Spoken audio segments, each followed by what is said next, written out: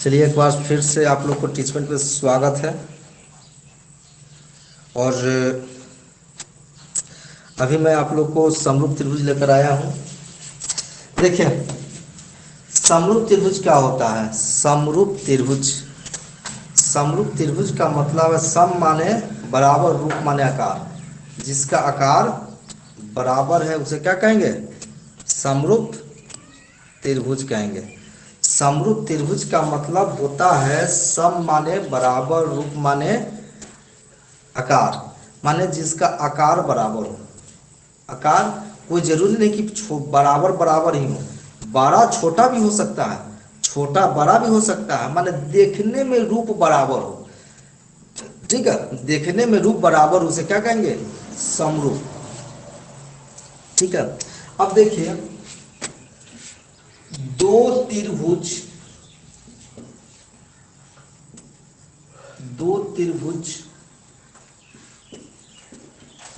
समरूप होते हैं तो जब दो त्रिभुज समरूप होते हैं तो क्या होता है? एक में उसके संगत कोण बराबर होते हैं। क्या होते हैं? जब दो त्रिभुज समरूप होते हैं तो उसके संगत कोण बराबर होते हैं। और नंबर 2 में उसके संगत भुजाओं के अनुपात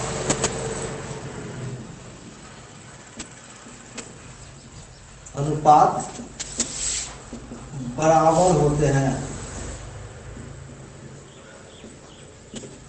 एक चीज फिर से, जब दो त्रिभुज समरूप होते हैं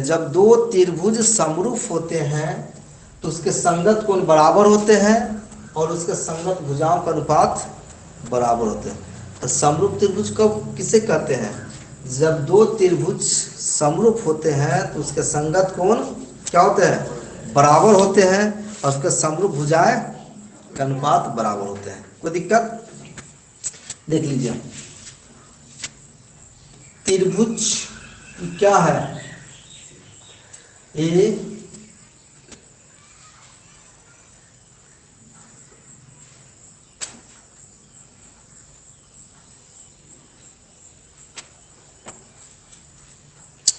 अगर ए बी सी त्रिभुज समरूप है, डी ई एफ त्रिभुज, ए बी सी त्रिभुज और डी ई एफ त्रिभुज है, यहां लिखेंगे अगर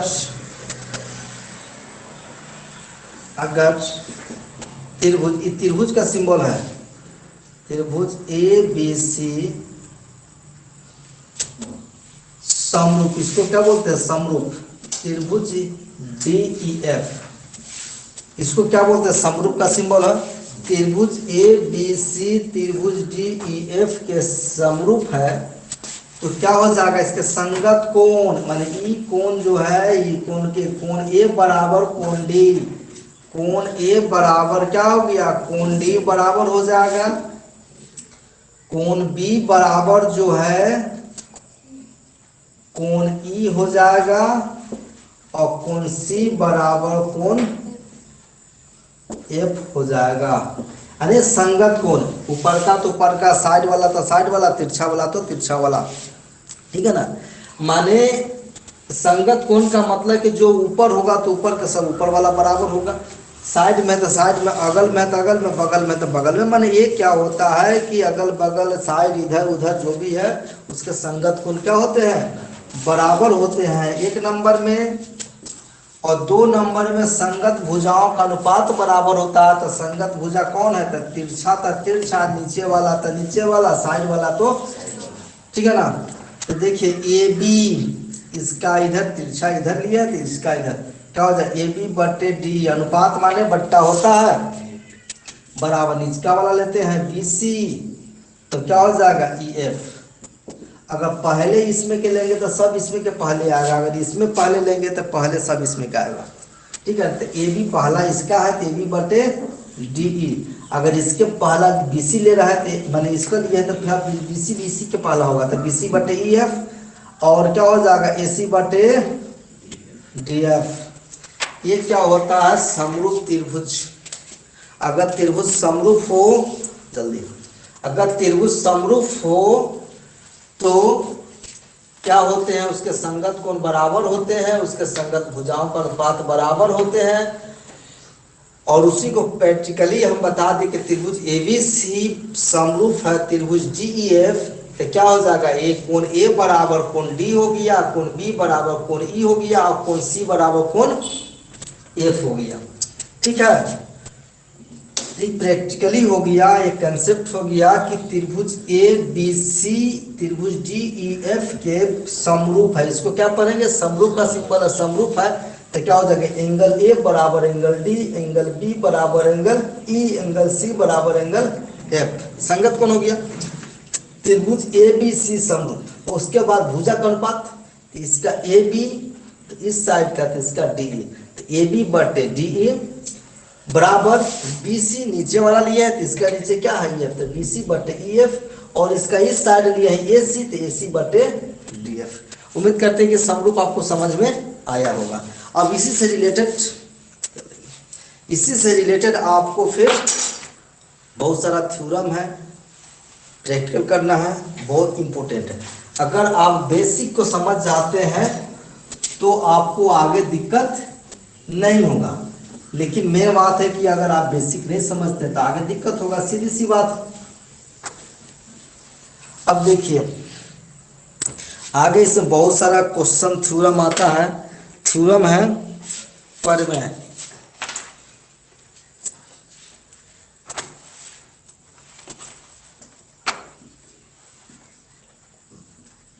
समरूप त्रिभुज का प्रमेय। फर्स्ट प्रमेय कहता है यदि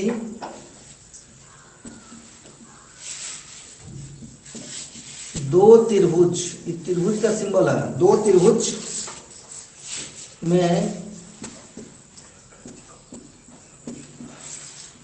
संगत कोण बराबर हो तो उसकी संगत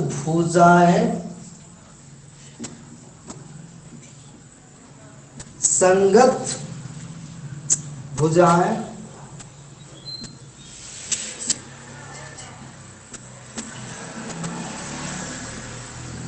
एक ही अनुपात में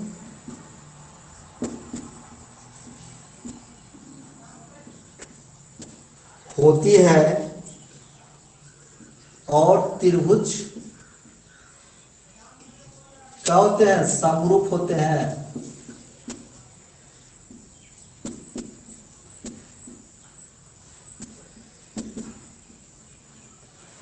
यदि दो त्रिभुज में संगत कोण बराबर हो, संगत कोण बराबर हो, उसकी संगत भुजा एक ही अनुपात में हो, और संगत भुजाएं जो है तो उनकी संगत भुजा एक ही अनुपात में होती है तो त्रिभुज समरूप होते हैं। तो देखिए यहाँ पे क्वेश्चन पे थोड़ा ध्यान देंगे, समझेंगे। त्रिभुज में कहता है कि त्रिभुज के संगत कोण बराबर, शर्त यही है। शर्त क्या है कि त्रिभुज के संगत कोण क्या है, बराबर है। तो हमको साबित करना है कि उसकी संगत भुजाएं का अनुपात बराबर होते हैं। जब ये सेकेंड आ गया, संगत भुजा का अनुपात बराबर आ गया, ठीक है, तो ऑलरेडी संगत कोण बराबर है, संगत भुजा का अनुपात बराबर है, तो त्रिभुज ऑलरेडी क्या होगा, समरूप होगा। समरूपता के दो कंडीशन है, समरूप होने की दो शर्त बताया गया ना। एक शर्त कि उसके संगत कोण बराबर है, उसके संगत कोण बराबर है, और संगत भुजाओं का अनुपात बराबर है। तो हमको दोनों स्थिति चाहिए। एक कंडीशन दिया रहेगा, दूसरा कंडीशन को हमको फेस करना है, साबित करना है, और उसके बाद प्रूफ कर देना है। यहाँ पे क्या दिए हुए है, संगत कोण बराबर है, त्रिभुज के संगत कोण बराबर है। तो संगत कोण बराबर है तो उस आधार पर, संगत कोण के आधार पर हम क्या करेंगे, उसकी संगत भुजाएं का अनुपात निकालेंगे। जब संगत भुजा का अनुपात निकाल लेंगे, आप पहले से दिए हुए तो क्या होगा, ऑलरेडी प्रूव हो जाएगा। कभी कभी अगर नेक्स्ट क्वेश्चन भी आएगा तो वहां पे अनुपात दिया रहेगा कि अनुपात बराबर है, तो वहां पे हम कोण को बराबर करेंगे। जब कोण बराबर हो गया तो अब भुजा का अनुपात बराबर है, कोण बराबर आ गया तो ऑलरेडी समरूप होगा। माने दोनों कंडीशन प्रूव करने के लिए हमको दोनों कंडीशन चाहिए, ठीक है। अब बहुत ही इजी है, बस ध्यान दो, ठीक है ना। अब देखिए कहता है कि दो त्रिभुज है, मान गए कि यहाँ ध्यान देंगे, पहले समझ लो, ये आपको रिकॉर्डिंग के रूप में आपको मिल जाएगा, वहां से भी आप देख सकते हैं, लेकिन यहाँ समझ लो पहले। यदि दो त्रिभुज में संगत कोण बराबर हो, ध्यान दो, अगर ए बी सी त्रिभुज है,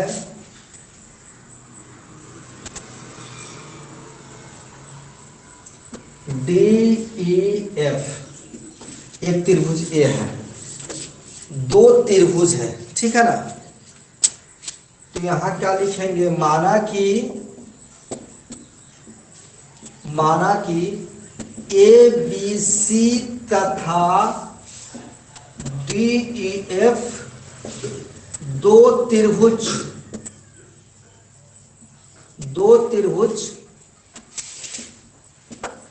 इस प्रकार है कि, माना कि ए बी सी तथा डी एफ दो त्रिभुज इस प्रकार है कि, किस प्रकार कि संगत कोण है कि कोण ए बराबर कोण डी, कोण ए बराबर कोण डी, कोण बी बराबर कोण ई,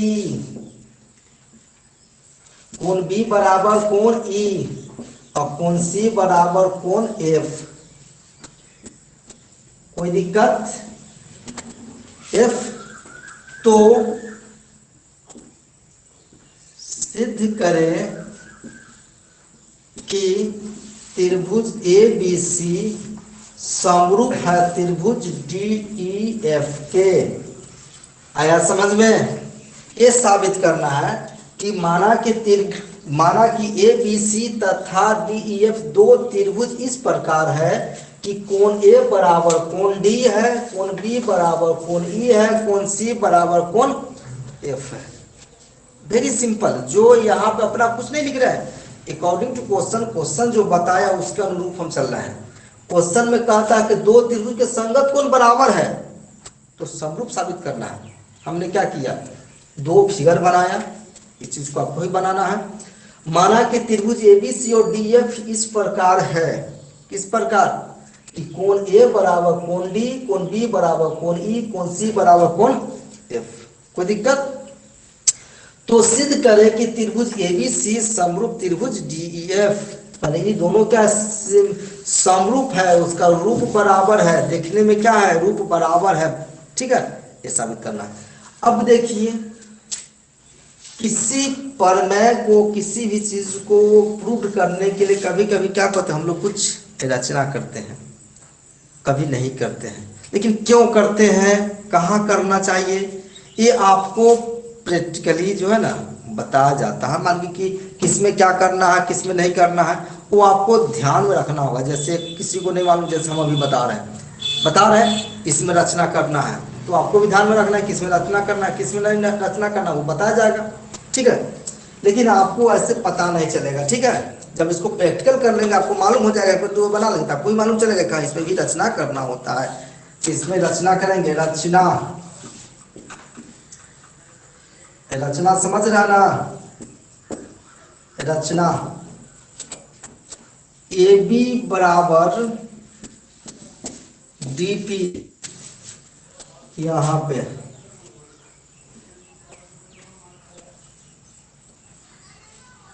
और ए सी बराबर डी क्यू काटे तथा पी क्यू को मिलाया। अब देखिए ए बी के बराबर यहाँ पे ई जितना ए बी है ना, उतना ही क्या किए डीपी पर, इसमें डीपी काट ली, इतना नाप के यहाँ पे काट लिए और इसी नाप के इधर डीक्यू काट लिए और इसको क्या किए हैं मिला दिए। कोई दिक्कत? मिला दिए। ए बी मैंने ए बी बराबर डी पी, ए सी बराबर डी क्यू काटे तथा डी क्यू पी क्यू को मिला दिए। अब मिला दिए तो अब इसमें उत्पत्ति माने निष्कर्ष क्या निकलता, उपपत्ति। उपपत्ति उपपत्ति उपपत्ति माने होता है निष्कर्ष। इसे निष्कर्ष क्या निकल रहा है, ठीक है, ध्यान देंगे। अब एक त्रिभुज इसमें और एक त्रिभुज इसमें, दोनों में हम लोग कंपैरिजन करेंगे। किसमें? ए बी सी और डी पी क्यू में। तो त्रिभुज ए बी सी तथा त्रिभुज डी पी क्यू में कोई दिक्कत? त्रिभुज ए बी सी तथा त्रिभुज डी पी क्यू में क्या है, ए बी बराबर किसके बराबर, ए बी बराबर किसके है, डीपी के। हाँ यहाँ देख लीजिए, ए बी बराबर डीपी, यहाँ लिखा हुआ ए बी बराबर डीपी और ए सी बराबर डी क्यू और कोण ए बराबर कोण डी। कोण ए बराबर कोण डी है और डी ए बी बराबर डी क्यू है, ए सी बराबर डी क्यू। जो कंडीशन दी होगा कि ये रचना से ही बराबर डी क्यू, ए सी बराबर डी क्यू है और कोण ए बराबर कोण डी यहाँ पे दिया हुआ है, लिख लिए। अब देखिए जब त्रिभुज एबीसी में, त्रिभुज एबीसी में ए बी सी और डी क्यू में ए बी बराबर डी पी, ए सी बराबर डी क्यू और एक कोण ए बराबर कोण डी के बराबर है, इसका मतलब त्रिभुज ए बी सी त्रिभुज डी पी क्यू के सर्वांशम है। क्या है? कॉन्ग्रुएंट है। तो दैट मीन्स क्या हो जाएगा, त्रिभुज ए बी सी सर्वांशम, इस सर्वांशम का चिन्ह है त्रिभुज डी पी क्यू के। इस आधार पे साइड एंगल साइड क्राइटेरिया से, माने इस त्रिभुज के दो भुजा एक कोण, इस त्रिभुज के दो भुजा एक कोण के बराबर हो तो त्रिभुज क्या हो जाएगा, समरूप हो गया, सॉरी सर्वांशम। इस त्रिभुज के दो भुजा और एक कोण, इस त्रिभुज के दो भुजा एक कोण के बराबर है तो त्रिभुज क्या हो जाएगा, सर्वांशम होता। सर्वांशम माने कॉन्ग्रुएंट, कॉन्ग्रुएंट सर्वांशम होता। जब सर्वांशम होता है तो उसका शेष भुजा और शेष कोण जो भी बचता, जो भी भुजा बचा चाहे जो भी कोण बचा सब इक्वल हो जाता है। तो इसमें दो भुजा बराबर है तो तीसरा का भुजा तो ऑलरेडी बराबर ही होगा, लेकिन एक कोण बराबर है तो बाकी तो कोण बचा वो भी क्या हो जाएगा, बराबर हो जाएगा। तो दैट मीन्स क्या हो जाएगा, यहाँ पे दिखाई दे रहा है, चलिए इधर देख लीजिए, ठीक है। अब कॉन्ग्रुएंट हो गया तो इसका दो कोण, तो दो कोण क्या है, तो दैट मीन्स क्या हो जाएगा, दैट मीन्स का चिन्ह है कोण बी बराबर कोण पी हो गया और कोण सी बराबर कोण इसके क्यू के हो गया। तो इस दोनों त्रिभुज में कोण पी बराबर कोण बी बराबर कोण पी आ गया, कोण सी बराबर कोण क्यू आ गया। लेकिन ध्यान देंगे, लेकिन कोण बी बराबर क्या है, कोण बी बराबर यहां देखिए, कोण बी बराबर दिए हुए है कोण ई के, कोण बी बराबर कोण ई और कोण सी बराबर कोण एफ। अब क्या हो जाएगा, अभी प्रूव किए हैं तो वहां पे कोण बी बराबर कोण पी आ गया, कोण सी बराबर कोण क्यू आ गया और कोण बी बराबर कोण ई आ गया, कोण सी बराबर कोण एफ आ गया। तो बी बराबर पी है, बी बराबर ई है तो आपस में बी और ई बराबर होगा। समझ लीजिए, 1 रुपया में 4 चमन्नी होता है। 1 रुपया में कितने चमन्नी, 4 चमन्नी। 1 रुपया में 2 अठन्नी, तो क्या 2 अठन्नी 4 चमन्नी के बराबर होगा, नहीं होगा। 4 चमन्नी बराबर भी 1 रुपया, 2 अठन्नी बराबर भी 1 रुपया, तो दोनों का मान बराबर है। भले नंबरिंग अलग अलग है ना, वो 4 वो है 2 वो है, उससे मतलब नहीं है, दोनों का वैल्यू एक ही ना है। उसी तरह कोण बी बराबर कोण पी है और कोण बी बराबर कोण ई है तो आपस में बी और पी क्या होगा, बराबर होगा। तो दैट मीन्स क्या लिखेंगे, कोण P बराबर कोण E, और C बराबर Q है, C बराबर F है, तो आपस में कोण Q और F क्या होगा, बराबर है। तो कोण Q और कोण F बराबर। अब देखिए तो E कोण जो है, ई कोण के बराबर आ गया, ई कोण के बराबर आ गया। अब देखिए तो कोण P कोण Q के बराबर, कोण P कोण E के बराबर, कोण Q कोण F को बराबर है। इसका मतलब क्या है, दोनों संगत कोण है। ये क्या है, जो संगत कोण है। संगत कोण समझते हैं, नहीं समझते हैं तो एक बार थोड़ा हम फिर समझा देते हैं। यहाँ साइड में देख लीजिए, दो समांतर रेखा को जब तीसरी भुजा प्रतिच्छेद करती है तो उसमें 8 प्रकार के कोण बनते हैं। आप लोग पीछे 8वां में पढ़े होंगे, नहीं पढ़े तो यहाँ पे एक बार थोड़ा रिवाइज कर लीजिए। दो समांतर रेखाओं को तीसरी भुजा प्रतिच्छेद करती है, 8 प्रकार के कोण बनते हैं। देख लीजिए 1 2 3 4 5 6 7 8। इसमें ई कोण जो है, ई कोण क्या हो जाएगा, आमने सामने के बने कोण को क्या कहते हैं, सम्मुख कोण। ई कोण सम्मुख है, ई कोण सम्मुख है, ई कोण सम्मुख है, ई कोण सम्मुख हो गया, ठीक है। और ये दोनों कोण क्या हो जाएगा, ये दोनों बहिष्ठ कोण है, ये दोनों बहिष्ठ कोण, ये दोनों अंदर में बना, ये दोनों अंदर में बनाते हैं, चारों अंतर कोण हो गया। और इसका ऊपर का संगत कोण की बात कर रहा था, देखिए इसका ऊपर का, इस लाइन के ऊपर वाला और इस लाइन के ऊपर वाला क्या हो गया, संगत कोण हो जाएगा। ये लाइन और ये लाइन है ना, इसके ऊपर का इसके ऊपर का संगत कोण है, इसका निचल का इसका निचल का। अगर यहाँ से ई कोण और ई कोण, ये दोनों इसके नीचे है तो इसके नीचे संगत कोण, इसके ऊपर है तो संगत कोण।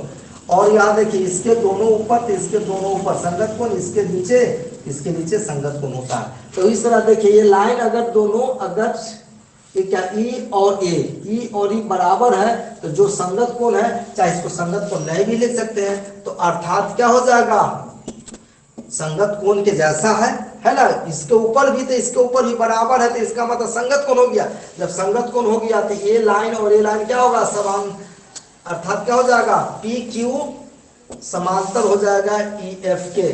जब संगत कोण आ गया तो ई रेखा के क्या हो जाएगा, समांतर हो जाएगा। तब थोड़ा सा हम लोग थेल्स प्रमेय की बात करते हैं। थेल्स प्रमेय में आपको बताया गया था, यदि किसी त्रिभुज में एक भुजा का समांतर खींची गई रेखा अन्य भुजाओं को समान अनुपात में विभाजित करती है। आपको पिछले वीडियो में आपको बताया गया था, जैसे आप लोग पढ़े भी है, थेल्स प्रमेय बताया गया था, यदि किसी त्रिभुज में एक भुजा के समांतर खींची गई रेखा अन्य भुजाओं को समान अनुपात में विभाजित करती है, तो यहाँ पर भी क्या होगा, विभाजित करती है। तो थेल्स प्रमेय से जब ये दिखा PQ रेखा BC के समांतर है तो क्या होगा, इसके भुजा का अनुपात क्या होगा, बराबर होगा। अब क्या लिखेंगे, अब थेल्स प्रमेय से तो क्या हो जाएगा, इसका dp तो बटे पूरा इसका क्या लिखेंगे, DE। अब बताएगा थेल्स प्रमेय में सब, और DQ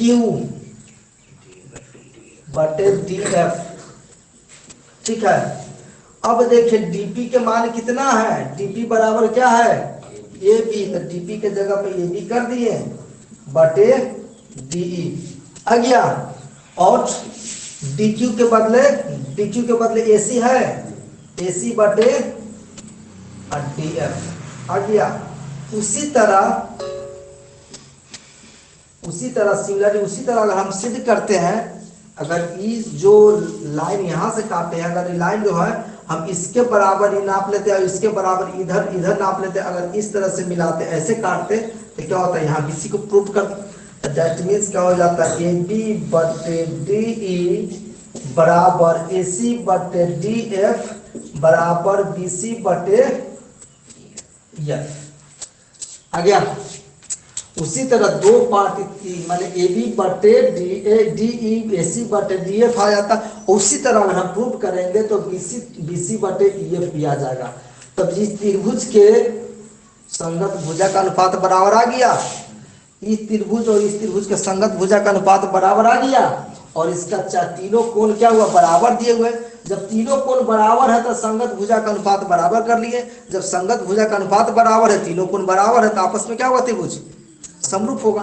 तो दैट मीन्स क्या हो जाएगा, त्रिभुज ए बी सी समरूप हो गया त्रिभुज डी ई एफ के। यही हो गया आपका प्रूव्ड। आया समझ में? समझ में आया? कैसा लगा? अब तो फिर कल भुला जाना है। कितना दिन में भूलोगे? हाँ, कब भुला देवे? बोला यहां से जाना घरे, उल्टी कर देना, पूरा खत्म हो जाएगा। तो इसको बार बार रिवाइज करो, कंप्लीट करो, ठीक है, ताकि ये सब आपके साथ रहे। ये परीक्षा में चाहे जब भी कोई अगर आप कहीं भी आपको दक्षता परीक्षा की बात होगा तो वहाँ पे आपको नहीं एग्जाम देना होगा, वहाँ से आपसे ना कोई पूछेगा। इस चीज़ को मतलब कंप्लीट करके रखिए, रिवाइज कीजिए, बार बार रिवाइज कीजिए। सब रिवाइज करने की चीज़ है, जितना बार आप लोग रिवाइज करेंगे उतना ही बेनिफिट होगा, ठीक है। तो इसको आप लोग नोट कर लीजिए।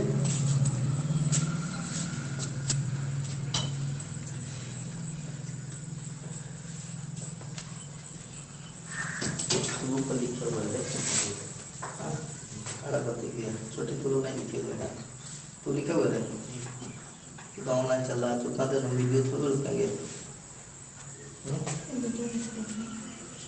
पूरा देखेंगे, यूट्यूब पे देख लेना। नहीं तो बंद करेंगे तो दूसरा क्लास के स्टार्ट करते तो लोग उतार लो।